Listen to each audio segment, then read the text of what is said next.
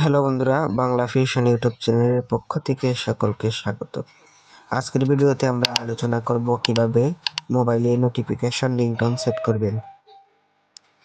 মোবাইলে notification ringtone set করার জন্য প্রথমেই চলে যেতে হবে আপনাদের মোবাইলে সেটিংস নামে একটি অ্যাপস রয়েছে। স্ক্রিনের উপরে দেখতে পাচ্ছ সেটিংস নামে একটি অ্যাপস রয়েছে। আমি সেখানে প্রবেশ করছি। প্রবেশ করার সঙ্গে সঙ্গে এখানে তোমাদের খুঁজে বের করতে হবে সাউন্ড অ্যান্ড ভাইব্রেশন নামে একটি অপশন রয়েছে, সেটা খুঁজে বের করতে হবে। যে দেখতে পাচ্ছ সাউন্ড অ্যান্ড ভাইব্রেশন, এই যে প্রথমেই সাউন্ড অ্যান্ড ভাইব্রেশন নামে একটি অপশন রয়েছে, সেটাতে আমি ক্লিক করছি।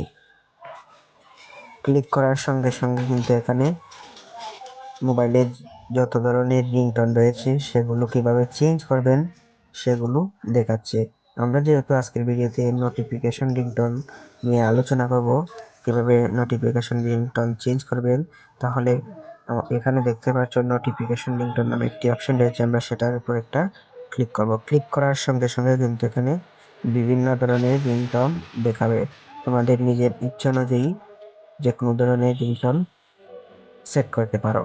প্রথমে রয়েছে নো রিংটোন, অর্থাৎ তোমরা যদি কোনো রিংটোন না দিতে চাও তাহলে সেটাতে ক্লিক করবে। মোবাইল অনুযায়ী বিভিন্ন মোবাইলে বিভিন্ন ধরনের রিংটোন রয়েছে। তোমাদের মোবাইলে যে ধরনের রিংটোন রয়েছে সেটা অনুযায়ী সেট করতে পারবে। অনেক ভালো ভালো রিংটোন এখানে রয়েছে, আমি কয়েকটা তোমাদেরকে দেখাচ্ছি।